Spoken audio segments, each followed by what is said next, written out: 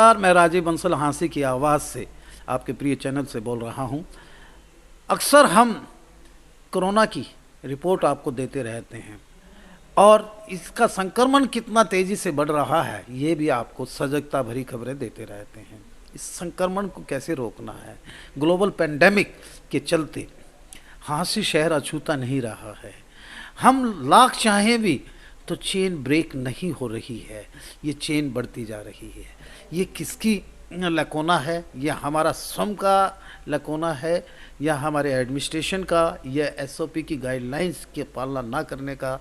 ऐसा हमें खामियाजा भुगतना पड़ रहा है, जिसका अभी तक कोरोना का वायरस का अभी कोई वैक्सीन ईजाद नहीं हुआ है। तो ऐसे में संक्रमण को कैसे रोका जाए?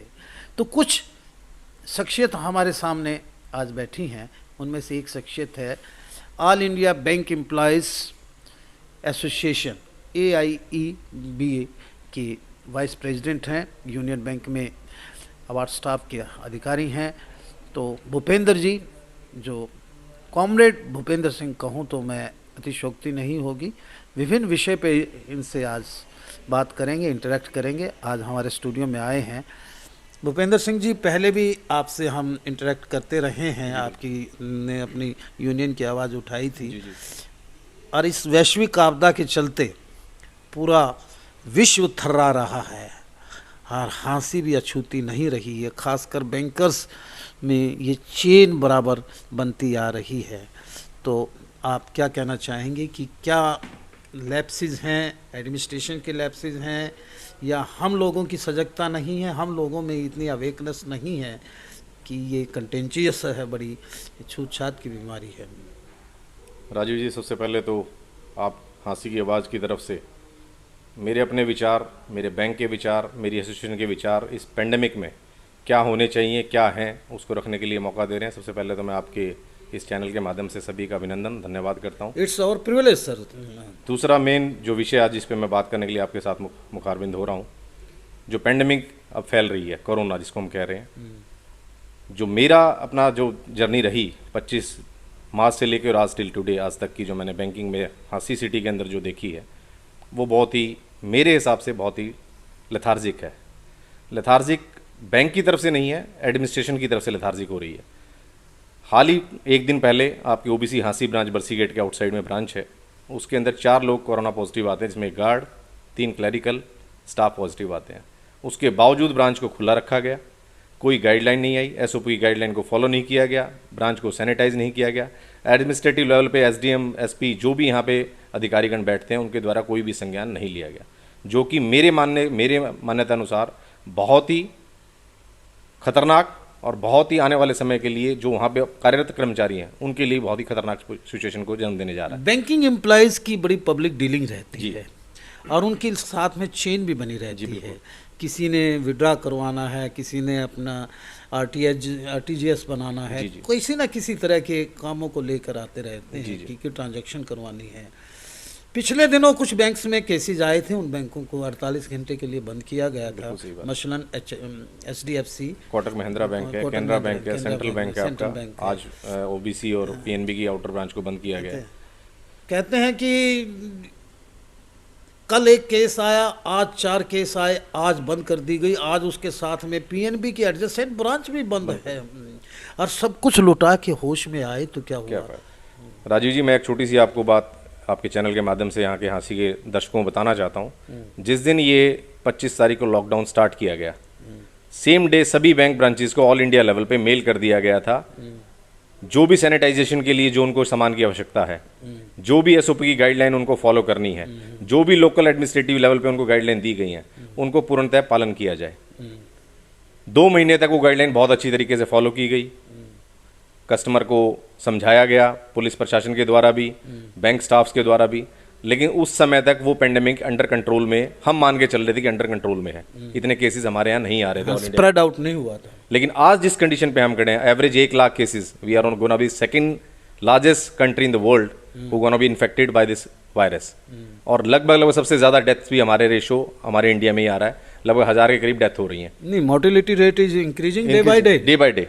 ठीक है, बात कहने का मेरा तात्पर्य आपके इस माध्यम से रखने का यही था कि मैं नहीं मानता हूं कि अभी हमारे यहाँ पे ये स्टेज 1 का या स्टेज 2 का रेशो चल रहा है। अभी स्टेज 3 4 में ही है हम।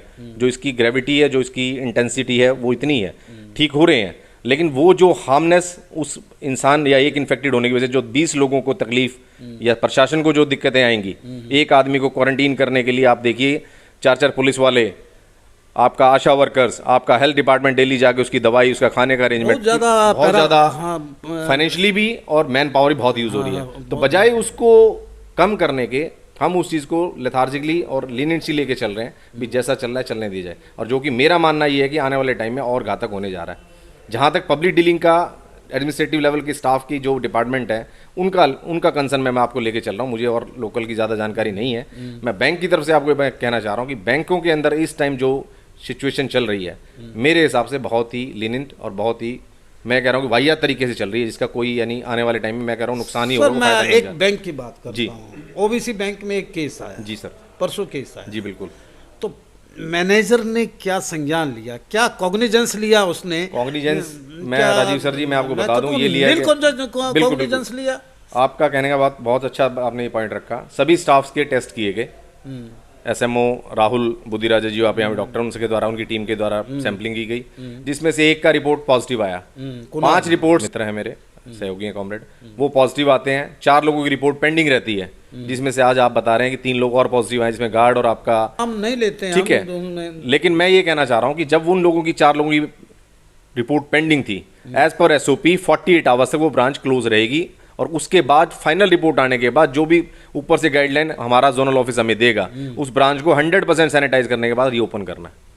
क्या ये गाइडलाइन फॉलो की गई? नहीं की गई। क्या ये एडमिनिस्ट्रेशन को आगे ये नहीं फॉलो अप करते हैं? बिल्कुल सही बात है। अब मैं आपको छोटा सा एक माध्यम से आपके एक और चीज रखना चाहता हूँ। मैं किसी पे कटाक्ष नहीं कर रहा, किसी एडमिनिस्ट्रेटिव ऑफिसर को मैं कैटेगरी में नहीं खड़ा कर रहा। ये सबकी मिली जुली साझी ड्यूटी बनती है, मॉरल ड्यूटी भी है, एडमिनिस्ट्रेटिव। लेकिन जो पिछले प्रीवियस एसडीएम जो साहब यहाँ पे थे, मैं उनसे पर्सनली ज्यादा नहीं मिल पाया, अट्रैक्शन नहीं हो पाया, लेकिन जो मैं उनका देखता था, पढ़ता था, उनमें एक ही प्लस पॉइंट था, अवेयरनेस। वो जहां जगह जगह जाके लोगों को अवेयर करना, लोगों को डांटना, फटकारना, समझाना, प्यार से बताना, यही चीजें इस पेंडेमिक को कम कर सकती हैं। नहीं, अवेयर तो ये मैडम भी करती हैं, लेकिन यानी कि खुद में भी तो यानी बिल्कुल, कि जहां बिल्कुल। अब मैं आपको मैनेजर लेवल का बंदा बैठा हो, मेरे को दुर्भाग्य है मेरा, मैं कहना नहीं चाह रहा सर, मैं आपको ये बात, मैंने ईओ का इंटरव्यू सुना, हमारे नगर परिषद चेयरमैन रिप्रेजेंटेटिव का विनोद सैनी का इंटरव्यू सुना। उन्होंने बताया पता नहीं 70-80 लाख रुपए उनको बजट मिला सरकार की तरफ से सैनिटाइजेशन का। आप विश्वास नहीं करेंगे, 4 ब्रांचें हैं, गर्ग हॉस्पिटल, सजन गैसेंसी रोड पे, सेंट्रल बैंक, आपका इलाहाबाद बैंक जो इंडियन बैंक है, एक मेरा यूनियन बैंक जो आंध्रा बैंक था, और एक का हरियाणा ग्रामीण बैंक। 4 ब्रांचें थी जो कि फुल्ली पैक्ड ब्रांचें हैं। 100 करोड़ के 880 करोड़ का जिनका बिजनेस है, जिनके सुबह 9:30 लाइन लग जाती है, उन ब्रांचों को सिंगल डेज भी आज 25 मार्च से लेकर आज से सैनिटाइज नहीं किया गया है। क्या बैंक एसोसिएशन या बैंक के पास इतने फंड्स नहीं हैं कि उनको एडमिनिस्ट्रेशन का ही या नगर परिषद का सहारा लेना पड़ रहा है? बिल्कुल, मैं आपको बता दूं, हमें फर्स्ट, मैंने आपको पहले भी प्रीवियस बोला था ये बात कि 25 मार्च को हमारे यहाँ मेल आ जाती है स्टाफ के, हमारी ब्रांचेस के अंदर, कि जो भी सैनिटाइजेशन के लिए आपको जरूरत है, जो सामान परचेज करना है, हमें फंड अवेलेबल करा दिया जाता है। उसी दिन हमने परचेज कर लिया। वो जो सैनिटाइजेशन का सामान है, आप ये मान के चलिए इतना बल्क में या इतना सब्सटेंशियल नहीं हो सकता कि हमारे एक आदमी के लिए हम उस चीज को अवेलेबल करा सकें। जी बिल्कुल। अब जो बाहर से कस्टमर आ रहा है, एसेंशियल ड्यूटी होने की वजह से लोगों ने बैंकिंग को बहुत ही इजीली लेके चले। जो जितनी भीड़ आज बैंक में उतनी 25 मार्च को थी, उतनी ही 25 अप्रैल को थी, उतनी ही 25 मई को थी। बैंकिंग का काम नहीं रुका, ना ही पब्लिक अवेयर हुई कि हमें ज़रूरत है तो जाए, नहीं है तो नहीं है।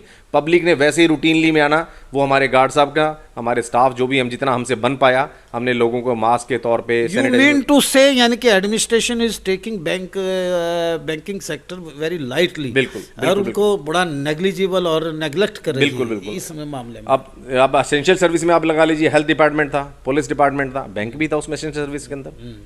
कोई हमें एक्स्ट्रा चार्जेस नहीं मिले, कोई हम ये डिमांड नहीं करें कि हमें एक्स्ट्रा सैलरी दी जाए, वी डोंट डिमांड दैट। लेकिन मेरा मानना ये है कि जो लोकल एडमिनिस्ट्रेशन जहां पे भी इन्वॉल्वमेंट थी, जितनी भी बैंक के साथ, हमें थोड़ा बहुत सहारा उनका सहयोग मिलना चाहिए था, जो अब बिल्कुल जीरो हो चुका है। What's your ultimate demand now? मेरी डिमांड यही है। What is your ultimate grievances? मैं आता हूं फाइनल पॉइंट पे आपके कहने के अनुसार। I am concluding this debate. Administrative level पे जो मैं मानता हूँ ब्रांचेस को हमें मदद मिलनी चाहिए वो ये है कि हमें कम से कम एक वीक में कोई ऐसी सिस्टम बनाया जाए कि हमारी रैपिडली चेकिंग हो ब्रांचेस की, कि क्या वहाँ पे अवेयरनेस दी जा रही है, क्या वो सैनिटाइजेशन का जो सिस्टम जो कोविड को रोकने के लिए होना चाहिए वो गाइडलाइन फॉलो की जा रही है, नहीं की जा रही है। वहाँ के मैनेजर्स, वहाँ के स्टाफ, कम से कम उनका तो कम से कम देखा जाए ना कि वो खुद उस चीज़ को फॉलो कर रहे हैं या नहीं कर रहे हैं। हम खुद अब जब अवेयर रहेंगे तभी तो हम किसी को अवेयर कर पाएंगे ना। मास्क लगा के बैठ रहे नहीं बैठ रहे, कैश काउंटर पे कैशियर है वो ग्लव्स को यूज़ कर रहा है नहीं कर रहा है, पब्लिक वहाँ पे जो खड़ी है उनमें डिस्टेंसिंग कितनी है, सोशल डिस्टेंसिंग, गार्ड अपनी ड्यूटी प्रॉपर कर रहा है नहीं कर रहा, ताकि इससे एक थोड़ा सा हमें अवेयरनेस मिले और थोड़ा डर का माहौल हमारे अंदर में रहे कि हमें कोई रैपिडली चेकिंग कर सकता है। जब हमें कोई चेक ही नहीं करेगा तो हम भी वैसे ही चल रहे हैं जैसा और लोग चल रहे हैं। What is the duty of your manager? He has no power to check and work out the actual what मैं stuff? राजीव सर, मैं आपको छोटी सी बात बता दूं, मैं कोई फेवर की बात नहीं कर रहा हूं मैनेजर की यहाँ पे, ना ही बैंक के किसी एम्प्लॉय की। मैं आपको एक बात बता दूं कि मैनेजर देखने में बहुत इजी लगता है मैनेजर, चाहे किसी ब्रांच किसी बैंक का हो, लेकिन उसके ऊपर लोड जो रहता है ना, अब आप ये देखिए सरकार की जो भी स्कीम आ रही है, चाहे वो एग्रीकल्चर से रिलेटेड है, चाहे वो 2,000 रुपये का इंसेंटिव मदद करने के लिए सरकार ने, चाहे वो 500 रुपये का जो गरीब इंसान को जो जनधन योजना के तहत दिया गया, वो सारी ड्यूटीज़ मैनेजर को ही मेंटेन करनी पड़ती है ब्रांच के अंदर। वही गाइडलाइन इशू करते हैं, उन्हीं के कहने अनुसार हम ब्रांच में काम करते हैं, उसी में इन्वॉल्व रह जाते हैं, अदरवाइज कार्यों में जी बिल्कुल बिल्कुल बिल्कुल। तो मैं ये कहना चाह रहा हूँ कि थोड़ा सा हमें अदर्स डिपार्टमेंट का सहयोग मिलना चाहिए, चाहे उसमें हेल्थ ये डिपार्टमेंट। थे भूपेंद्र सिंह जी, कॉमरेड हैं और नॉर्थ वेस्ट यानी कि यू एसोसिएशन के वाइस प्रेसिडेंट भी हैं और बहुत अच्छे ऑरेटर भी हैं।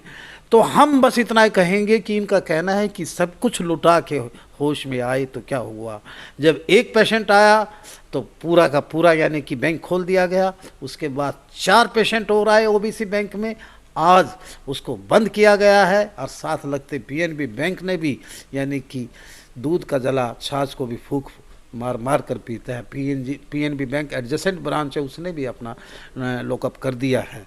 तो इसलिए हम तो ये चाहेंगे कि भूपेंद्र जी की आवाज़ सब सुने और एडमिनिस्ट्रेशन भी सुने, ताकि ये बैंकिंग सेक्टर जो है पब्लिक डीलिंग के लिए एसेंशियल ड्यूटी में आता है, तो इसको तो कम से कम नज़रअंदाज ना किया जाए। मैं मेरे सीनियर रिपोर्टर रवि सैनी के साथ इस आशा के साथ कि बैंक सेक्टर्स को भी कहीं ना कहीं तरजीह दी जाए और इस कोरोना की चेन को हम ब्रेक किया जाए। कहते हैं कि पहले पुराने ज़माने में सब पड़ोसी भी घर के सदस्य की तरह रहा करते थे, आज घर के सदस्य भी पड़ोसी की तरह रहते हैं। इस कोरोना वैश्विक आपदा ने ये कर दिया। नमस्कार दोस्तों।